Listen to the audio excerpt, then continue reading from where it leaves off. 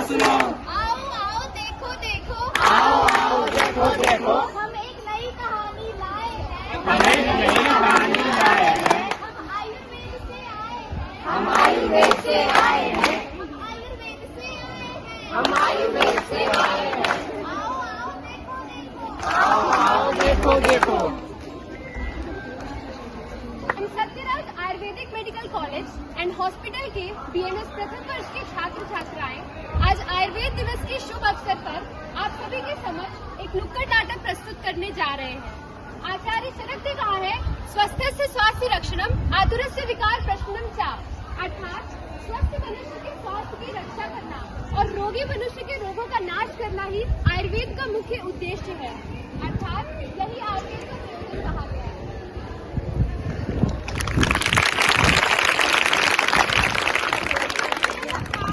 आयुर्वेद अपनाओ, निरोगी बन जाओ, निरोगी बन जाओ। आयुर्वेद अपनाओ, आयुर्वेद अपनाओ, निरोगी बन जाओ। निरोगी बन जाओ। नीम तुलसी के संग, नीम तुलसी के संग, सेहत रहे चिरंग। सेहत रहे चिरंग। नीम तुलसी के संग, नीम तुलसी के संग, सेहत रहे चिरंग। सेहत रहे चिरंग। नमस्कार साथियों, आज हम यहाँ एक नाटक प्रस्तुत करने जा रहे हैं, जिस नाटक में एक नौजवान भाग रहा है जल्दी जल्दी ठीक होने के पीछे, पर उसको मिला सच्चा और अच्छा स्वास्थ्य प्रकृति की गोद में। दृश्य 1, रामू की परेशानी। रामू खांसता हुआ, छींकता हुआ, थका हारा। अरे भाई, ये खांसी तेरी दोस्त बन गई है क्या? अरे रामू, तू हमेशा दवा दुकान के सामने ही दिखता है। क्या बताऊँ भाई, दवाई लेकर मैं भी परेशान हो गया हूँ। दवाइयाँ लेता हूँ फिर भी आराम नहीं, 2 दिन ठीक फिर वही हाल। कभी तुमने आयुर्वेद अपनाया है? नहीं। क्या आयुर्वेद सच में काम करता है? क्या तुमने वैद्य को दिखलाया है? नहीं। तो तुम मेरी बात मानो, एक बार वैद्य को दिखाई दो। ठीक है भाई, जब तुम बोल रहे हो तो मैं आज वैद्य जी के पास चला जाता हूँ। वैद्य का आगमन। प्रणाम वैद्य जी। प्रणाम। आओ बेटा, क्या परेशानी है? वैद्य जी, खांसी ठीक ही नहीं हो रही है।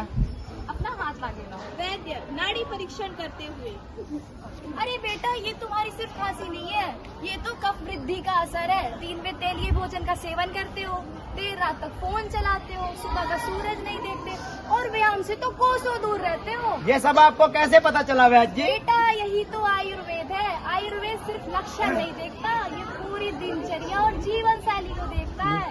तो इसका उपाय क्या है वैद्य जी? बेटा, दवा तो अपना काम करेगी। तुम्हें सबसे पहले हल्दी के पानी का सेवन करना पड़ेगा सुबह में। उसके बाद हल्दी, नीम और तुलसी का काढ़ा पिया करो। रात में हल्दी वाला दूध पिया करो और सबसे जरूरी बात, नित्य व्यायाम करना स्टार्ट करो, जिससे तुम्हारा शरीर और खांसी सब ठीक होने लगेगा। सही कहा वैद्य जी, सही इलाज तो आदतों को ठीक करना है। सर्दी खांसी दूर भगाओ, सर्दी खांसी दूर भगाओ, रोज आयुर्वेद अपनाओ। रोज आयुर्वेद अपनाओ। दृश्य 2, विरुद्ध आहार। और भाई, क्या हाल चाल? सब ठीक भाई, अपना बता। मैं भी एकदम ठीक हूँ भाई। चलो यार, मिल्क शेक पीने चलते हैं। चलो चलते हैं, आज मेरा भी कई दिन से फ्रूट चाट खाने का मन हो रहा है। चलो भाई, मिल्क शेक का टेस्ट कैसा है? भाई, बहुत अच्छा है टेस्ट। मैं भी टेस्ट करूँ? तुम फ्रूट चाट खाओ। अरे अरे रुको जरा, ये तुम लोग क्या कर रहे हो? तुम्हें पता है, इन दोनों का साथ में सेवन करने से हमारे शरीर पर बहुत ही बुरा प्रभाव पड़ता है। ये दोनों विरुद्ध आहार के अंतर्गत आते हैं। विरुद्ध आहार? ये क्या होता है? जैसे अगर तुम दूध और फल का साथ में सेवन करते हो तो ये विरुद्ध आहार बन जाता है। अगर दूध का केले के साथ सेवन कर रहे हो तो गैस, कब्ज और स्किन डिजीजेस हो जाती हैं। अगर दूध का खट्टे पदार्थ के साथ सेवन कर रहे हो तो एसिडिटी कॉज करती है।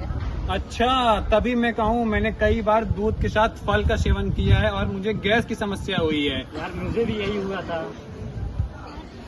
विरुद्ध आहार से बचो हमेशा, विरुद्ध आहार से बचो हमेशा, सात्विक भोजन सबसे अच्छा। सात्विक भोजन सबसे अच्छा। विरुद्ध आहार से बचो हमेशा, विरुद्ध आहार से बचो हमेशा, सात्विक भोजन सबसे अच्छा। सात्विक भोजन सबसे अच्छा।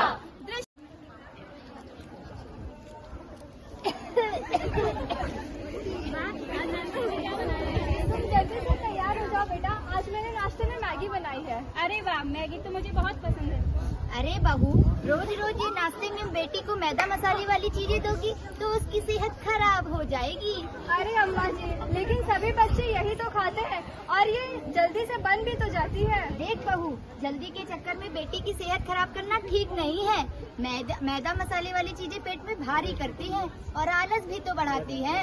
नाश्ता तो ऐसा होना चाहिए जिससे दिन भर तरोताजगी बनी रहे। दादी, तो फिर मुझे क्या खिलाओगी? बेटा, ताजा बना पराठा खाओ, मूंग दाल का चिल्ला खाओ, दूध पियो। इससे तुम्हें ऊर्जा भी मिलेगी और खूब पढ़ाई में मन लगेगा। सही कह रही है अम्मा जी, मैंने सुविधा के चक्कर में बेटी की सेहत भूल गई। ठीक है दादी, अब से मैं डेली यही सब खाऊंगी। ठीक है बेटा। भगाओ इम्यूनिटी बढ़ाओ, रोग को भगाओ। इम्यूनिटी बढ़ाओ, रोग को भगाओ। इम्यूनिटी बढ़ाओ, रोग को भगाओ। योग और आयुर्वेद अपनाओ। योग और आयुर्वेद अपनाओ। दृश्य 4, अत्यधिक नींद के लेप से हानि।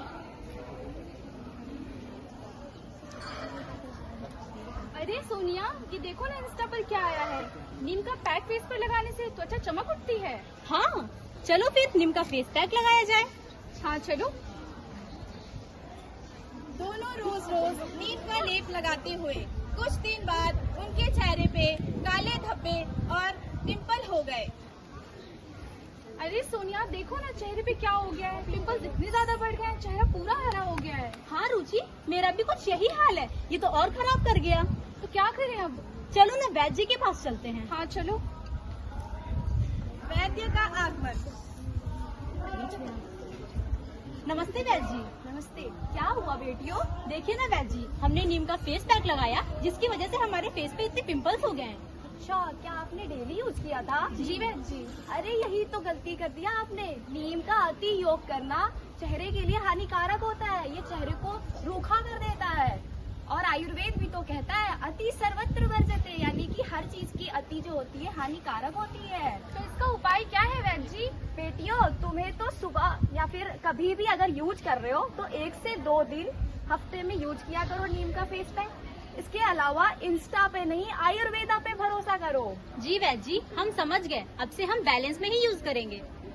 जी वैद्य। चेहरे पर लाए सच्चा नूर, चेहरे पर लाए सच्चा नूर। यही है आयुर्वेद का सच्चा सुर। यही आयुर्वेद का सच्चा सुर।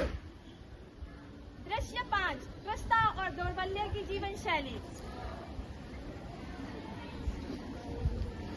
अरे भाई, वो सीढ़ियाँ तो मेरी जा ही रहेगी, वजन बढ़ता जा रहा है, समझ नहीं आता क्या करूँ। और एक इधर मैं हूँ, कुछ भी खा लूँ पर असर ही नहीं हो रहा।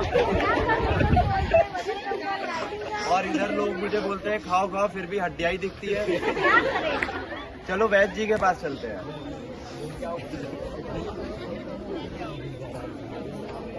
नमस्ते वैद्य जी। क्या हुआ बच्चे? हमारा वजन ही नहीं बढ़ रहा। वजन कम नहीं हो रहा है। अरे आप लोग की यही तो प्रॉब्लम है, आपको आहार और जीवन शैली में पता ही नहीं है अंतर क्या होता है। अच्छा वैद्य जी, तो उसके लिए हम वजन बढ़ाने के लिए क्या करें? देखो, मोटे लोगों को अल्प मात्रा या लघु आहार का सेवन करना चाहिए। व्यायाम करना स्टार्ट करो, जिससे आपका शरीर दिन पर दिन कम होते जाएगा। और जो पतले लोग हैं उन्हें तो पहले पौष्टिक आहार, पौष्टिक द्रव्य, घी, दूध वगैरह का सेवन करना स्टार्ट करो, जिससे धीरे धीरे आपके भी शरीर की वृद्धि होने लगेगी। ठीक है मैम। मोटा पतला सब करे योग, मोटा पतला सब करे योग। सेहत पाए जीवन निरोग। सेहत पाए जीवन निरोग। दृश्य 6, योग गुरु का आगमन। नमस्कार आप सभी का। जिस प्रकार आपको हमेशा सर्दी खांसी की परेशानी रहती है, आपको हमेशा प्राणायाम करना चाहिए, इससे आपकी सांस की शक्ति बढ़ेगी। यदि आप इसी तरह विरुद्ध आहार का सेवन करेंगे तो योग आपको कभी साथ नहीं दे पाएगा। यदि आपको रोग प्रतिरोधक क्षमता बढ़ानी है तो आपको रोज सूर्य नमस्कार और प्राणायाम करना चाहिए। चेहरे पर सच्चा नूर चाहिए आपको, तो आपको हमेशा सिंहासन करना चाहिए। यही है हमारी आयुर्वेद का कहना। जैसे कि आपको हमेशा स्थूलता की परेशानी रहती है, आपको सूर्य नमस्कार करना चाहिए और कृष व्यक्ति को भुजंगासन करना चाहिए। आयुर्वेद को अपनाना है, आयुर्वेद को अपनाना है, स्वस्थ जीवन पाना है। स्वस्थ जीवन पाना है। आयुर्वेद को अपनाना है, आयुर्वेद को अपनाना है, स्वस्थ जीवन पाना है। स्वस्थ जीवन पाना है।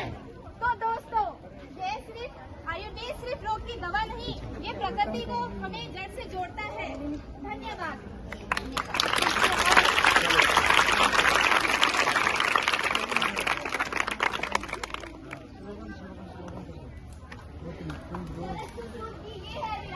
शरद शिशु की ये है विरासत